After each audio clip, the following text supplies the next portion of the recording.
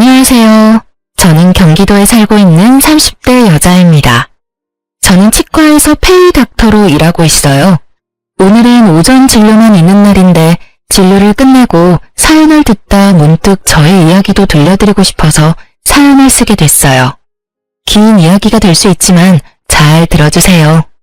잠시 집안 이야기를 하자면 부모님이 다 살아계신 남편과는 달리 부모님은 제가 어렸을 때 이혼하셨고 전 엄마가 키워주셨어요. 하지만 엄마와 보낸 시간은 길지 않았죠. 제가 중학생이 되던 해에 갑작스러운 심장 발작으로 인해 손 쓸 틈도 없이 돌아가셨거든요. 그때부턴 할머니와 이모가 저를 돌봐주셨고 할머니가 돌아가신 후론 이모가 결혼까지 하지 않으시고 저를 친딸처럼 애지중지 키워주셨어요. 사실상 전 고아였지만 이모의 넘치는 사랑을 받으며 고아라는 서러움 없이 잘 자랄 수 있었어요. 전 치과 의사가 되었고 선배 병원에서 페이 닥터로 지내고 있었죠. 그러던 어느 날 친구가 불러 나갔는데 그곳엔 친구의 지인들이 있더라고요. 그 자리에 남편이 있었고 대학 교수님이라고 하더군요. 첫 느낌은 나쁘지 않다 정도였어요. 술 한잔하며 이야기하다 보니 말이 잘 통한다고 느꼈고 남편 역시 그렇게 느꼈는지 자리가 끝날 때쯤 저에게 연락처를 물어보더군요. 저 역시 남편이 괜찮았던지라 연락처를 주었고 그렇게 연락을 주고받던 저희는 연애를 시작하게 되었습니다. 연애가 길어지니 자연스럽게 결혼 이야기가 오갔고 어머님 눈에는 고아인 제가 당신 아들보다 모자라도 한참 모자란다고 생각하셨는지 계속 트집을 잡으시더라고요. 워낙 사소한 것으로 잡힌 트집이라 자세히 기억도 나지 않네요. 아무튼 어머님은 계속 시비 가득한 트집을 잡으셨고 남편이 그럴 때마다 끊임없이 저의 편이 되어주며 저를 보호해 주었어요. 고아인 것이 전염병도 아닌데 생트집을 잡아대는 어머님을 보며 결혼은 망설이지 않았다면 거짓말이겠죠.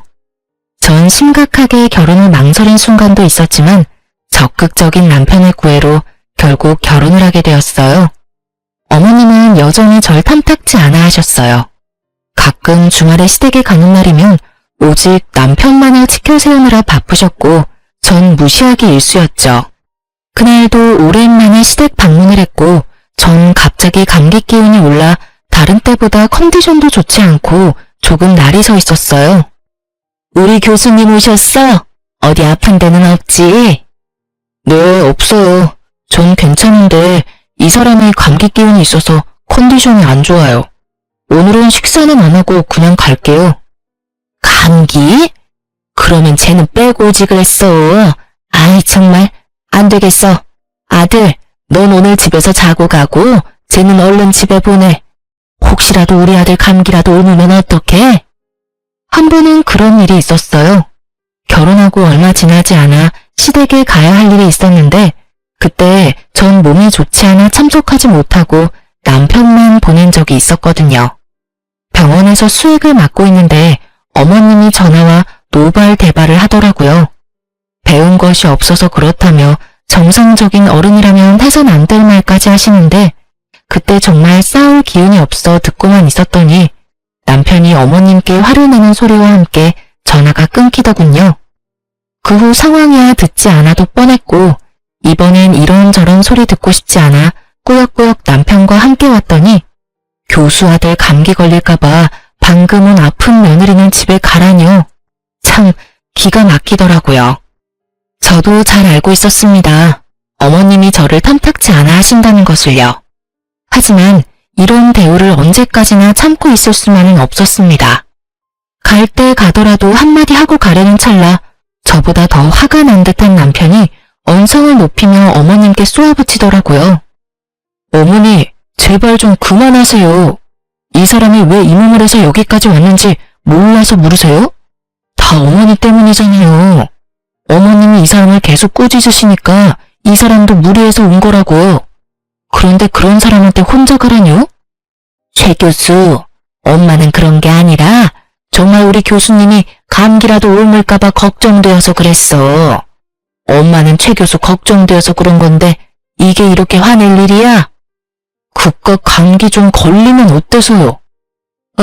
됐어요. 저희 이만 가볼게요. 한동안은 집에 오는 일은 없을 것 같아요.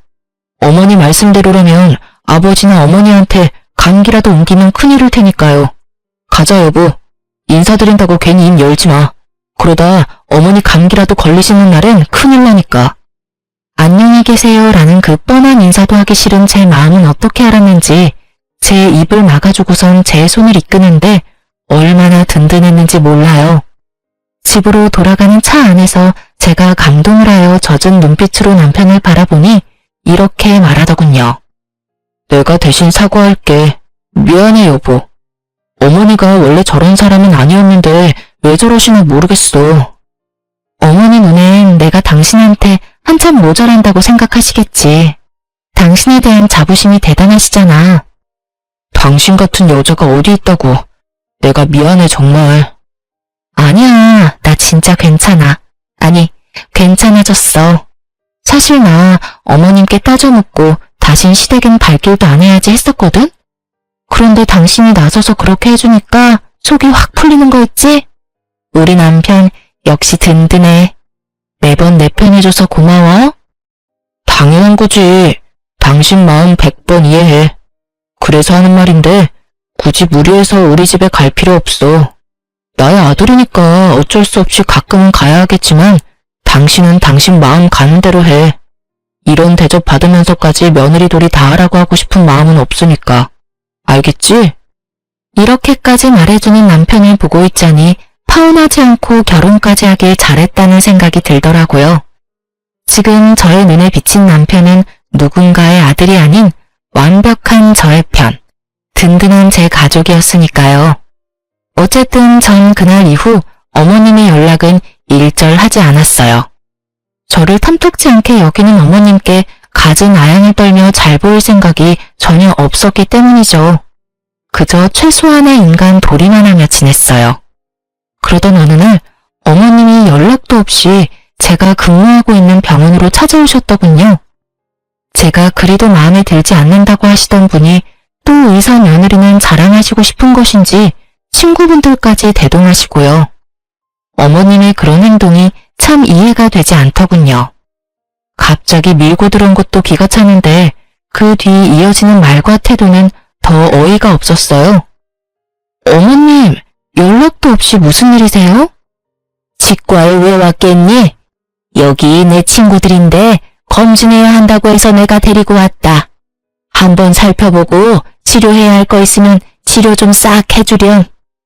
떼인 돈 받으러 온 사람 마냥 다짜고짜 진료를 봐달라고 하는데 할 말이 없더라고요. 상황이 어찌되었든 일단 오셨으니 간단한 진료라도 봐주는 게 뭐 어떠냐 생각하는 분들도 계실 수 있겠지만 제가 근무하는 병원은 100% 예약제입니다.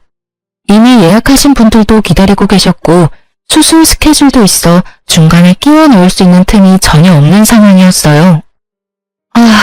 어머님, 저희 병원은 예약제라서요. 이미 예약하신 환자분들이 기다리고 계세요. 오래 기다리신 환자분도 계셔서 먼저 해드리는 건 곤란하고요. 일단 예약하신 환자분부터 진료 좀 할게요. 뭐? 그런 게 어디 있니? 가족이 왔으면 가족 먼저 해줘야지. 넌 그 정도 유도리도 없니? 난 절대 기다릴 생각 없으니 예약이고 뭐고 얼른 우리부터 해줘. 해달란 말이야. 그렇게 우기셔도 안 되는 건 안 돼요, 어머님. 일단 여기 실장님하고 상담하셔서 예약 먼저 해주세요. 우겨? 너 그게 무슨 말본새야? 이렇게 된 이상 난 무슨 일이 있어도 오늘 진료 보고 갈 테니 그런 줄 알아. 얼른 내 친구들 봐주지 못해? 나이도 지긋하신 분이 어린아이처럼 우겨대는데 말 그대로 미쳐버리겠더라고요. 무력으로라도 쫓아야 하나 남편에게 연락해야 하나 고민이 많아지는 순간 예상치 못한 도움을 받게 되었어요. 모든 상황을 지켜보던 예약 환자분들이 나서서 저의 편을 들어주기 시작하시더라고요. 정말 못 듣고 있겠네. 여기 기다리고 있는 사람들 안 보여요? 그러게요. 요즘 저런 시엄마가 어디 있어? 며느리 일하는 병원에 와서 이런 행패가 어디 있어? 난 다 모르겠으니까 순서나 꼭 지켜주세요. 다 아파서 오는 사람들인데 가족이고 나발이고 그런 게 어디 있어요? 그러니까요. 이게 무슨 민폐야? 의사 며느리 업고 다녀도 모자랄 판국에 일하는 직장까지 찾아와서 나 같으면 당장 이혼하지. 저걸 어떻게 참아? 선생님, 그러지 말고 이혼하세요. 내가 좋은 남자 소개해 줄 테니까. 선생님 정도면 남자들 줄 선다고요. 이윽고 이혼이라는 말까지 나오니 시모의 얼굴이 홍당무가 되어버렸더군요. 상황이 이렇게 돌아가자 시모는 아무 말도 하지 못하고 친구분들이 나서 거듭 죄송하다고 하며 시모를 끌고 나가시더라고요. 그 후로도 환자분들이 제 편을 들어주시는데 민망하기도 하고 통쾌하기도 했어요. 그렇지 않아도 바쁜데 시모와의 실랑이로 시간이 더 지체되었던 터라 정신없이 쉬지도 못하고 진료 마치고 집으로 돌아가는 길, 시모한테 연락이 엄청 많이 와 있더라고요. 전화도 전화였지만 문자도 엄청나게 와 있더군요. 물론 내용은 떠올리고 싶지도 않은 내용이었고요. 전 대꾸할 가치도 없는 연락을 가뿐히 무시하고 무거운 몸을 이끌고 집으로 향했어요. 오늘 참 고단한 하루였다고 생각했는데 저의 고단한 하루는 이제 시작이었더라고요. 현관문 앞에 도끼로 가득한 시모가 절 기다리고 계셨으니까요. 넌 왜 이제 오는 거야? 전화는 왜 안 받아? 아니, 도대체 최 교수한테 뭐라고 했길래 비밀번호를 못 알려준다고 그러는 거니? 네가 뭔데 내가 이런 수모를 겪어야 해? 이게 무슨 망신이냐고. 이렇게 쏟아내던 시모는 제가 가까이 다가가자 다짜고짜 뺨을 날렸죠. 정신이 멍해지고 그 어떤 말도 생각나지 않더군요. 그때 시모 입에서 제 정신을 깨워줄 말들이 쏟아져 나오기 시작했어요. 이런 버르장머리도 없는 년, 네가 감히 내 친구들 앞에서 내 망신을 줘? 그깟 이빨 좀 봐주는 게 뭐가 그리 힘들다고? 이래서 부모 없는 것들은 티가 난다니까. 괜히 내가 널 싫어한 게 아니라고. 네가 그렇게 본데 없이 굴면 하늘에 계신 네 부모만 욕먹는다. 내가 너 이렇게 못 배운 티 낼까봐 널 받아들이기 싫었어. 알겠니? 내 친구들 앞에서 무슨 망신이야? 그간 쌓아왔던 내 위신이 한 방에 무너져 내렸어. 너 어떻게 책임질 거야? 그걸 왜 제가 책임지나요? 애초에 어머님이 무대포로 밀고 들어오셔서 이 사달이 났잖아요. 그리고 여기서 왜 저희 부모님이 들먹이세요? 그럴 자격이 있다고 생각하세요? 이것 봐. 이 순간에도 눈 똑바로 뜨고 말 대꾸하는 꼴이라니. 되먹지도 못한 것이 독하기까지 해. 눈물 한 방울 흘리지 않고 어른 노려보는 것 좀 봐라. 그렇게 노려보면 내가 무서워할 줄 아니? 왜 네 부모를 들먹이냐고? 내가 불쌍해서 그런다. 이런 것도 자식이라고 낳고 기뻐했을 네 부모가 불쌍해서 그래. 이 말 같지도 않은 폭언들을 듣고 있는데 정말 어른만 아니면 욕을 하며 딱이라도 때려버리고 싶더군요. 머리 끝까지 화가 올라 온몸이 부들부들 떨리면서 이성의 끈이 끊기려는 순간 다급히 다가오는 발소리가 들렸고 이내 제 앞을 막아서는 남편의 뒷모습이 보이더라고요. 그리고는 정신을 차렸을 땐 절규 소리와 함께 남편의 손에 끌려가는 시모 모습이 보이더군요. 무슨 잘못을 했을까? 도대체 무슨 잘못을 했길래 뺨까지 맞고 이런 말까지 들어야만 했을까? 이런 생각들만 가득했어요. 도무지 이해되는 것이 단 하나도 없었죠. 전 옷도 갈아입지 못한 채 소파에 멍하니 앉아 있었고 남편이 들어오더군요. 여보, 괜찮아? 어디 봐봐. 여기지? 많이 아팠지? 여보, 나 진짜 이해가 되지 않아. 내가 그렇게 잘못한 거야? 이런 취급을 받을 만큼? 아니야, 절대 아니야. 그런 생각은 하지도 마. 당신 잘못은 조금도 없으니까. 앞으로 우리 집엔 가지도 말고 오는 연락도 받지 마. 아예 차단해버려. 맞은 데는 어때? 아, 진짜 너무 속상하다. 내가 좀 더 일찍 왔어야 했는데 미안해. 남편이 걱정스러운 말을 듣고 있는데 그제야 눈물이 나더라고요. 한 번 터진 울음은 멈추지 않았고 남편의 품에서 한참을 울다 잠이 들었어요. 그날 이후 시댁에선 아무런 연락이 오지 않더군요. 남편의 말론 결국 모든 일들을 아버님께 말씀드렸다며 화가 많이 나신 아버님이 시모를 크게 혼내셨다고 하더라고요. 시모가 잠잠해지니 제 삶이 다시 평화로워지더군요. 평화롭다 못해 조용하기까지 했어요. 조용하면 사고 친다더니 그 말은 애들한테는 해당하는 이야기가 아니더군요. 전혀 예상치 못한 장르가 제 인생에 끼어들고 있었으니까요. 그날도 다른 날과 똑같은 날이었어요. 오전 진료만 있는 날이라 다른 날보다 이른 시간에 집에서 나섰고, 그런 저에게 샌드위치까지 만들어 챙겨주는 다정한 남편. 모든 것이 완벽했어요. 진료가 시작되었고 그 환자분이 제 앞에 나타나기 전까지는요. 신규 환자로 병원을 찾은 그분은 어머님과 함께 오셨던 친구분들 중 한 분이었고 저에게 멋쩍은 듯 인사를 건네더군요. 잘 지냈어요? 내가 요즘 이빨이 아파서 여기저기 찾아봤는데 선생님이 친절하고 꼼꼼하다고 하길래 염치불고하고 찾아왔어요. 그땐 정말 미안했어요. 우린 당연히 연락뿐 아니라 예약까지 다 했다고 생각하고 따라왔었어요. 그냥 무작정 데려가는 줄 알았으면 절대 따라가는 일은 없었을 텐데 그때 함께 온 친구들이 다 미안해하고 있어요. 아니에요. 일부러 그러신 것도 아니신데요, 뭐. 찾아주셔서 제가 감사해요.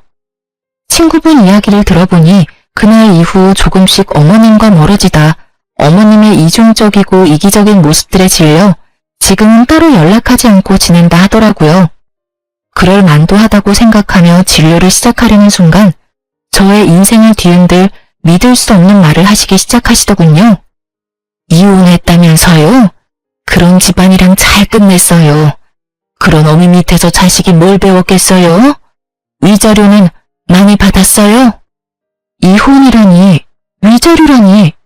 남편이 직접 만들어준 샌드위치가 아직 제 가방 안에 있는데 도무지 이해되지 않는 말들 뿐이더군요.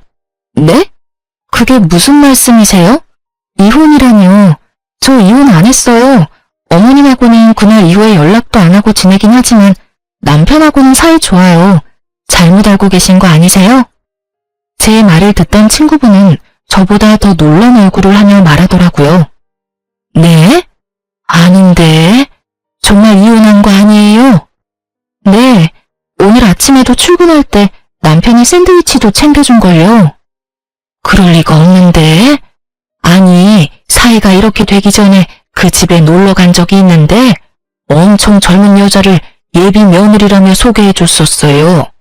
그러면서 하는 말이 선생님이랑은 곧 이혼하고 바로 그 여자랑 결혼시킬 거라면서 돈 많은 집안이랑 사돈하게 됐다고 엄청나게 자랑했는데 예비 며느리요? 에이, 그럴 리가요. 저희 남편 외동아들인데 저랑 사이도 좋고 이혼 이야기도 오간 적 없어요. 오해하신 거 아니세요? 그런 걸 어떻게 오해해요. 그날 나가서 밥도 같이 먹었는데 아들이 와서 밥값까지 계산해줬다니까. 확실해요. 어머, 이게 무슨 일이래요? 누구보다 다정하고 나만을 위해주는 남편인데 도무지 믿을 수가 없었어요. 하지만 친구분 역시 거짓말을 하는 것 같지 않았기에 더욱 혼란스럽더라고요. 어떻게 진료를 마친 것인지 모르겠더군요. 정신을 차려보니 진료는 끝나 있었고 전 남편의 학교를 향했어요. 어떤 말부터 시작해야 할지는 모르겠지만 어찌되었든 남편을 직접 봐야 할 것만 같았어요. 혹여나 남편에게 피해가 될까 싶어 한 번도 찾아가 본 적이 없는 남편의 직장. 남편의 방 앞에 서니 갑자기 긴장이 되더군요. 심호흡을 몇 번 하고 남편의 방으로 들어갔고 그곳엔 저를 보고 놀란 남편과 조교분이 있더라고요. 여보, 웬일이야? 학교는 한 번도 오지 않더니. 그냥 오늘 오전 진료했잖아. 갑자기 너무 보고 싶어서 잠시 들렸어. 방해한 건 아니지? 아니지. 언제든 환영입니다. 아참, 인사해. 나 잘 도와주는 우리 조교. 아주 능력이 좋아. 아, 안녕하세요. 처음 인사드리네요. 저희 남편 잘 부탁드려요. 네, 안녕하세요. 조교분과 인사를 나눈 후 전 남편의 눈치를 살폈어요.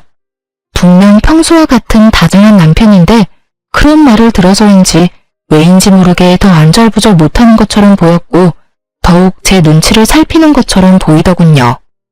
그러면서도 내 남편은 그럴 리가 없다고 강하게 믿으며 집에서 보자고 말을 건넨 뒤 돌아서는 찰나 저의 마음은 무너져 내리고 말았어요. 조교의 손에 끼인 반지 때문이었어요. 그 반지는 분명 제가 아는 반지였어요. 얼마 전 남편의 서재를 청소하다 발견했던 디자인이 특이한 반지. 디자인이 워낙 평범하지 않아 정확히 기억하고 있었어요. 곧 다가올 두 번째 결혼 기념일을 대비해 남편이 특별히 절 위해 준비한 깜짝 선물이라고 생각했었기에 더욱 잊을 수가 없었죠. 전 최대한 태연한 척하며 그곳에서 나와 집으로 돌아왔어요. 반지를 보고도 이때까진 모든 것을 부정했던 것 같아요. 그럴 리가 없다고, 내 남편이 그럴 리가 없다고 끊임없이 되뇌고 있었죠.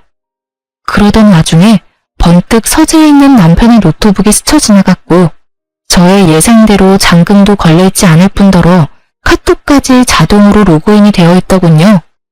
평소 제가 워낙 이런 것에 관심도 없었고 제가 남편을 얼마나 신뢰하고 있는지에 대해 누구보다 남편이 더욱 잘 알고 있으니 남편도 방심했던 거죠.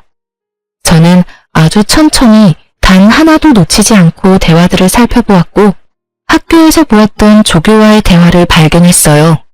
대화의 내용은 외도를 증명하기에 부족함이 없는 더러운 내용들이 가득했고 친구분의 말씀대로 이미 시댁을 오가며 결혼한 사이처럼 지내고 있더군요. 25살, 상간녀의 나이였어요. 보기에도 젊어 보인다고 했는데 정말 어리더군요.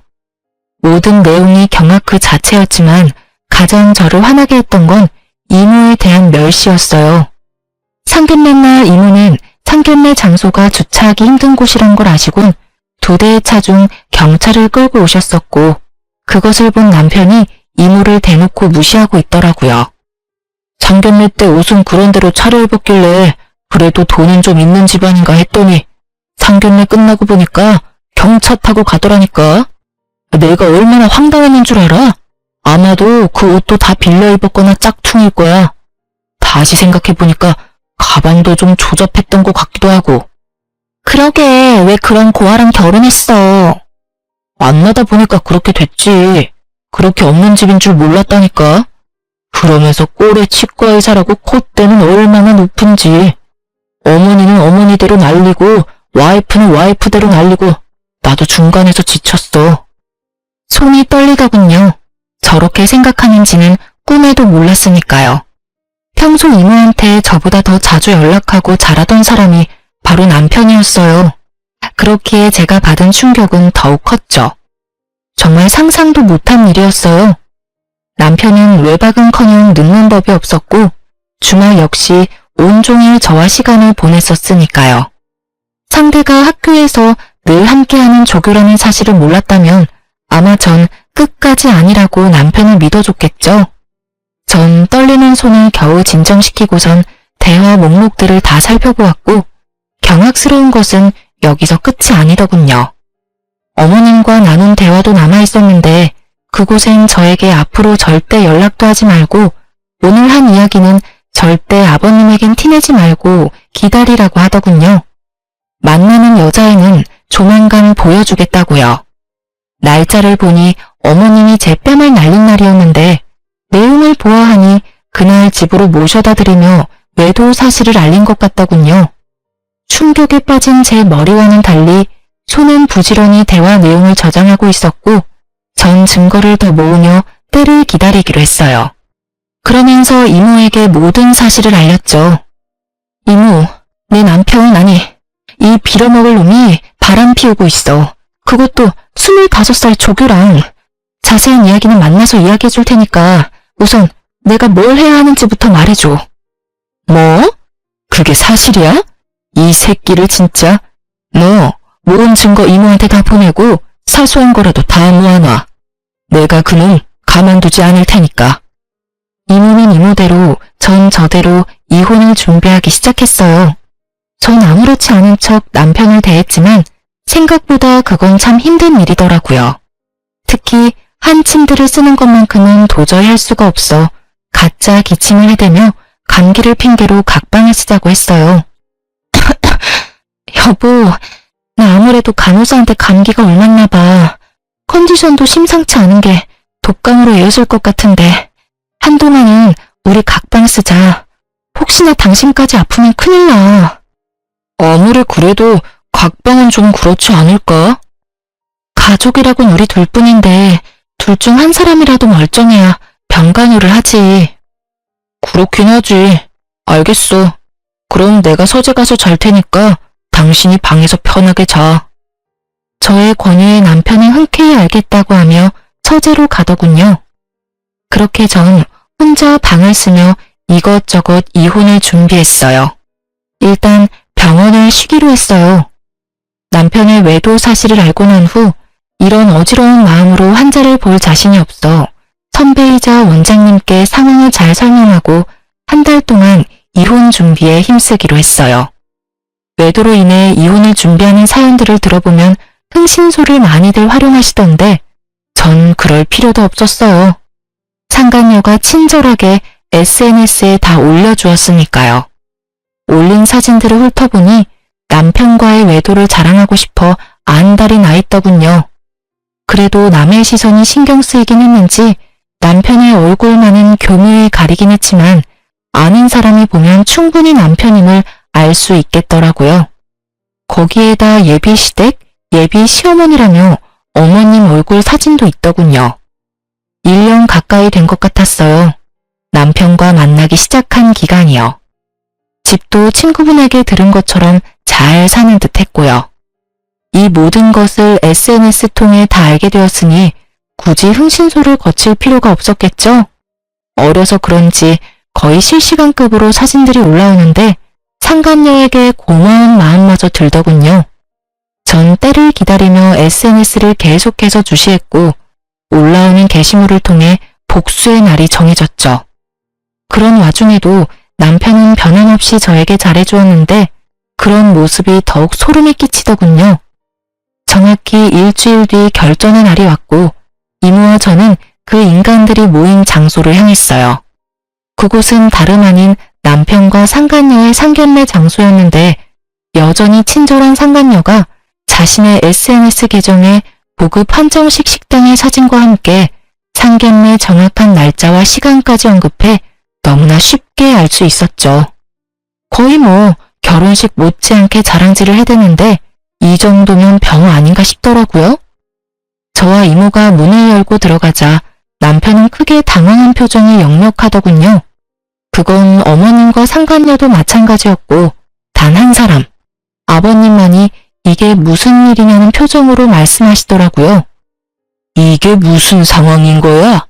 이혼한 네가 여기 무슨 일이야? 보아하니 아버님은 제가 이미 남편과 이혼을 했다고 알고 계신 것 같더라고요. 그래서 친히 모든 상황을 알려드렸죠. 아버님, 저 이혼 안 했어요. 아니, 얼마 전까진 제가 이혼할 거란 생각도 못 했는걸요. 저도 얼마나 놀랐는지 몰라요. 당사자도 모르는 이혼이 진행되고 있었다니까요. 사실 아버님의 잘난 교수 아드님이 저 몰래 바람까지 피우고 있더라고요. 거기에다 저랑 결혼한 지 2년밖에 안 됐는데 저 여자랑 바람 피운 건 1년이나 됐더라고요.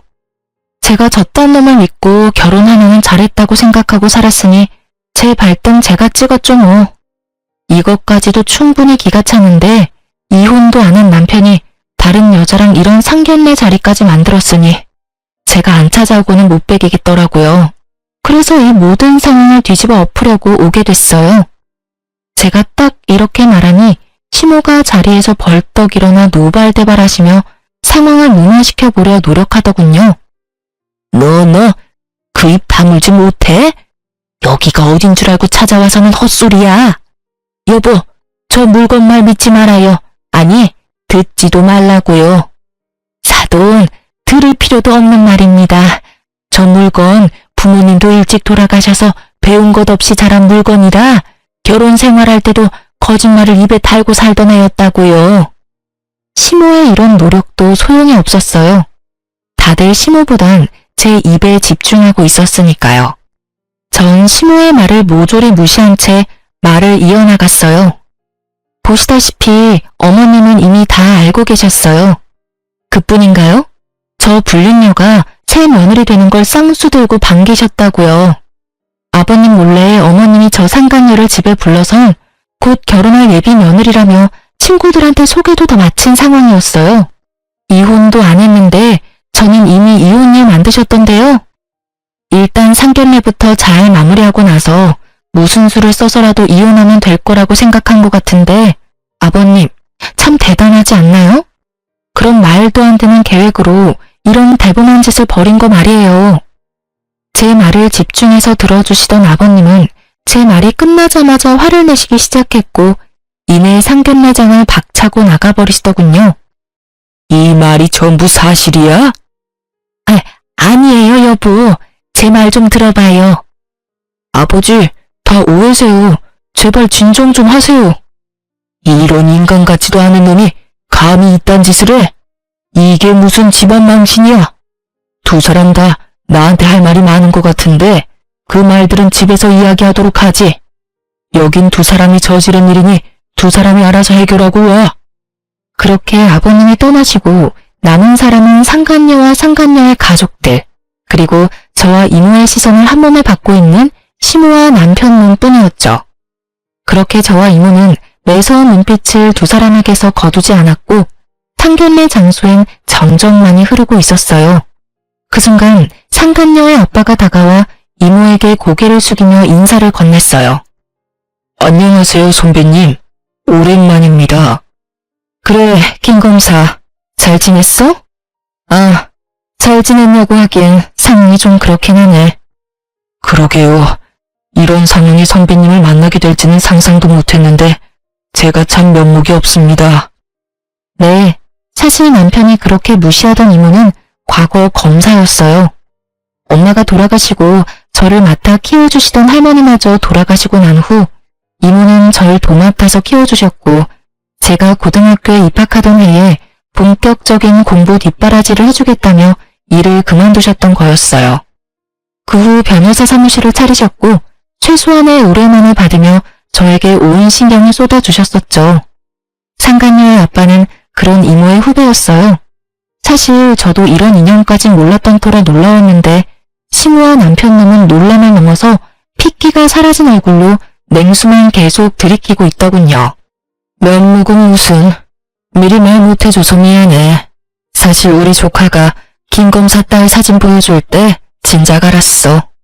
김 검사 카톡에 딸 사진이 많잖아. 그래서 진작 알았는데 차마 미리 말을 못하겠더라고. 많이 놀랐지? 세상 참 좁아.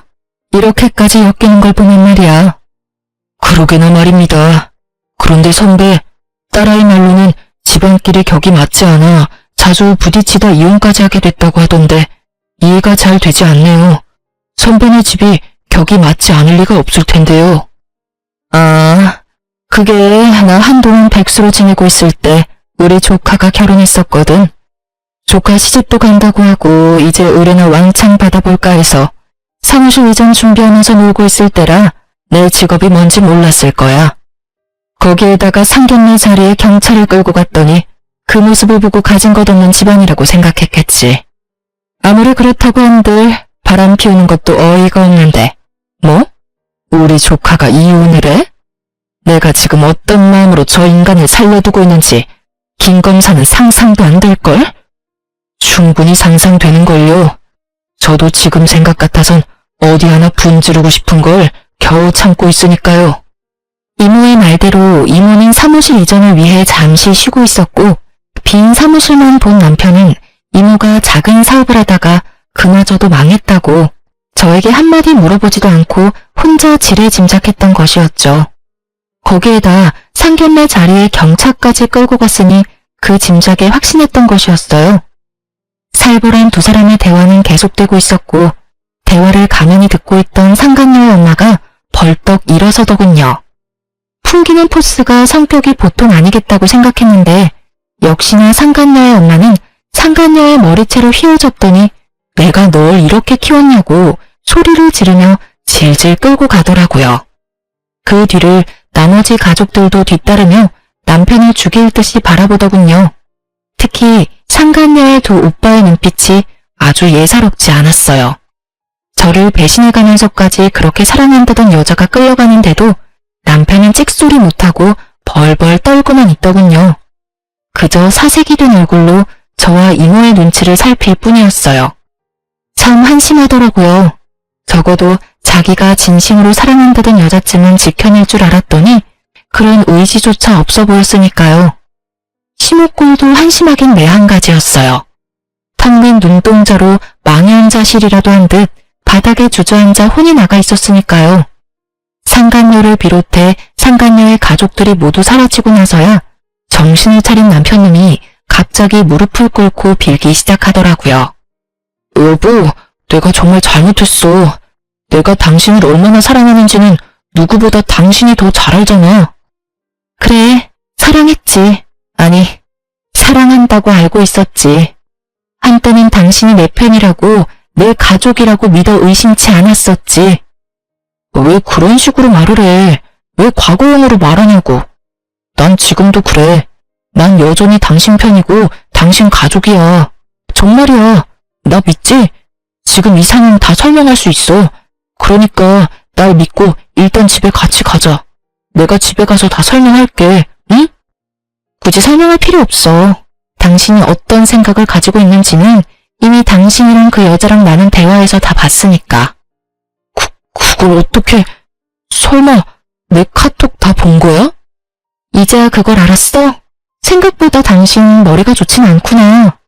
당신을 단 한 번도 의심하지 않은 나도 나지만 당신도 어떤 면에선 참 대범하다니까. 바람 피우는 사람이 어떻게 그 빼도 박도 못하는 증거를 집에 버젓이 둘 수가 있어? 뭐 그 덕분에 난 쉽게 여기까지 올 수 있게 됐지만 어찌되었든 당신 진심 따위 잘 알았고 당신은 내 편, 내 가족 다 해. 난 이제 당신 가족 같은 거 하지 않을 생각이니까. 우리 이혼하자. 여기 이혼 서류. 도장 예쁘게 찍어서 법원에서 봐. 그렇게 전 이혼 서류를 건네고 이모와 그 자리를 벗어났고 이모가 타고 온 외제차에 올라타 버렸어요. 사실 이모가 소유하고 있는 외제차는 길 가면 누구나 쳐다볼 법한 2억이 넘는 고급 외제차였어요. 하지만 운전하기가 불편하기도 하고 주변 사람들이 쳐다보는 게 신경 쓰인다는 이유로 매일 2천만 원짜리 경차를 타고 다니셨어요. 값이 10배나 차이 나는 외제차를 이모가 턱하니 여는 모습에 남편놈 눈알이 튀어나오려고 하더군요. 어찌나 볼만하던지. 뒤늦게 시모와 남편놈이 쫓아와 급하게 창문을 두드리기 시작하더군요. 당신 이 차는 뭐야? 이렇게 좋은 차가 아니었잖아. 아, 그 당신이 중고차니 뭐니 하던 경차? 그것도 이모차고 이것도 이모차야. 우리 이모 차 2대 쓰셔. 왜 날 속인 거야? 이모님이 검사라는 사실도 그렇고 이 차도 그렇고 왜 나한테 말하지 않은 거야? 당신이 사실대로 다 말해줬으면 이딴 상황까지 오지 않았을 거야. 난 속인 적 없어. 당신이 묻지 않았잖아. 당신이 혼자 온갖 상상으로 우리 이모 거지 만들기 전에 단 한 번이라도 나한테 물어봤으면 난 다 말해줬을 거야. 내가 묻지 않는다고 아무 말도 하지 않는 게 말이 돼? 처음부터 날 속이려는 거였잖아. 묻지도 않는데 내가 왜 구구절절 설명해야 해, 굳이. 그렇게 억울해하지 마. 누가 보면 내가 당신 속이고 바람이라도 피운 줄 알겠어. 그리고 이왕 안 김에 한 가지 더 말해주자면 우리 이모 앞으로 받은 유산도 꽤 많아. 왜, 그 있지? 졸부. 우리 이모가 능력도 좋은데 졸부야, 졸부. 그러면 이만 가볼게. 법원에서 보자. 이모의 후배이자 상간녀의 아빠가 딸을 통해 전해 들은 가짜 이혼 사유에 대해 믿지 못하는 이유는 따로 있었죠. 저의 외가는 대대로 부유했고 할머니가 돌아가시며 하나 남은 자식이었던 이모에게 재산을 다 남기고 떠나셨으니 집안 격이 맞지 않다는 사유는 애초에 상간녀의 아빠가 듣기엔 말이 되지 않을 수밖에요. 이런 사실을 전혀 몰랐던 남편은 저보다 훨씬 어리고 검사 집안의 막내딸 상간녀에게 홀라당 넘어갔던 것이었죠. 마지막 말까지 전했겠다. 이모는 후련한 마음으로 차를 출발시켰고 사이드 미러를 통해 본 두 사람의 모습은 정말 통쾌 그 자체였어요. 시모는 그 자리에 주저앉아 울고 있었고 그놈은 허탈한 듯 실소를 터뜨리고 있더군요. 그렇게 남편과 법원에서 만나 이혼 서류를 제출했습니다. 구질구질하게 끝까지 매달릴 줄 알았던 전 남편은 자신이 생각해도 전혀 가능성이 없다고 느낀 것인지 생각보다 더 순순히 이혼을 해주더군요. 물론 제가 원하는 조건도 다 들어주었고요. 원하는 조건이라고 해봤자 빠른 이혼과 위자료뿐이긴 했지만요. 그리고 가장 큰 고민이었던 상간녀 소송은 진행하게 되었어요. 사실 이모 지인의 딸이라 어떻게 해야 할까 고민을 했는데 상간녀의 엄마에게 연락이 오더라고요. 다름이 아니라 상간녀 소송 고민하고 있다는 말을 애 아빠한테 전해 들어서요. 네, 아무래도 이모랑 아신다고 하니 제가 소송까지 하기가 좀 그래서요.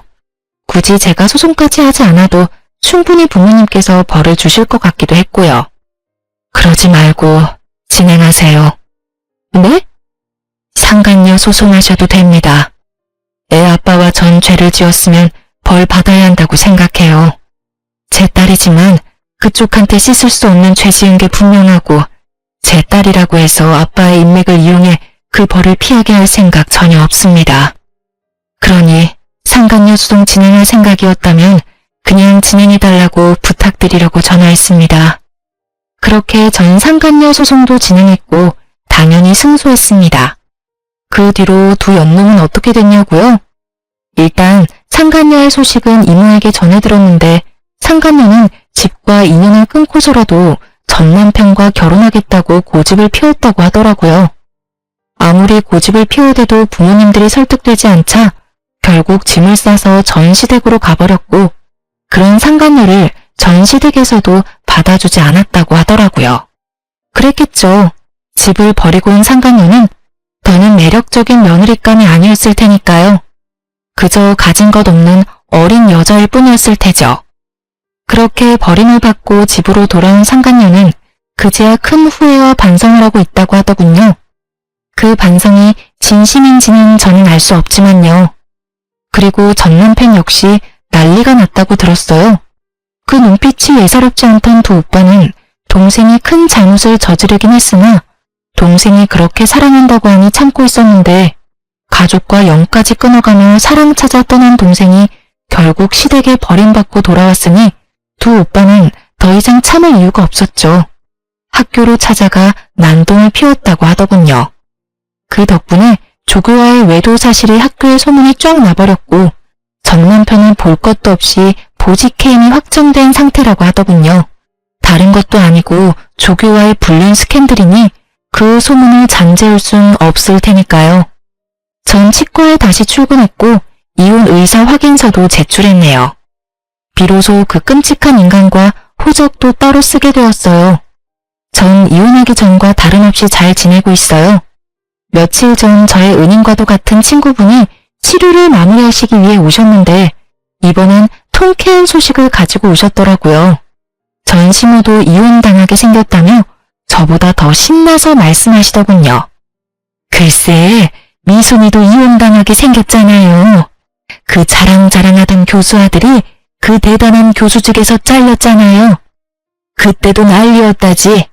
왜 그런 소문은 얼마나 빠르게 퍼져.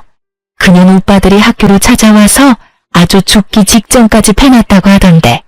그 꼴을 본 미순이 남편이 꾸역꾸역 참고 있던 화가 폭발해서 둘 다 내쫓아버렸대요.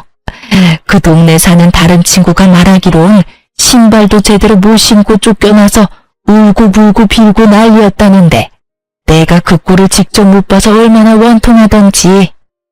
그나마 미순이 옹호하던 친구들도 상황이 이렇게 되니까 혹시나 자기한테 빌붙을까봐 다들 연 끊고 지낸다고 하더라고요. 그러게 귀한 남의 자식한테 그딴 짓 하는 게 아니지. 벌 제대로 받았어요 아주. 이야기를 듣고 있는데 그야말로 완벽한 결말이라고 생각했네요. 전 친구분께 끝까지 감사하다며 제 진심을 전했어요. 이분이 아니었다면 전 감쪽같이 남편의 소름 끼치는 연기해소가 이혼당하는 그 순간까지 손 한 번 쓰지도 못하고 꼼짝없이 당했을 테니까요. 그것뿐인가요? 그 연놈이 행복하게 살아가는 꼴을 지켜만 보고 있었을 생각만 해도 오정육부가 뒤틀리는 기분이네요. 어쨌든 전 진심을 전하며 또 치료할 일이 있으시다면 꼭 연락 달라고 했어요. 물론 비용은 받지 않았어요. 제 사비라도 들여 치료를 해드릴 생각이었는데 모든 사실을 알고 있는 원장님이 왜 제 돈을 쓰냐며 그분은 앞으로 평생 진료 공짜라고 해주시더군요. 남편 하나 잘못 골라서 그렇지 제 주변엔 저를 사랑하고 아끼는 사람이 많았구나 하고 깨달았네요.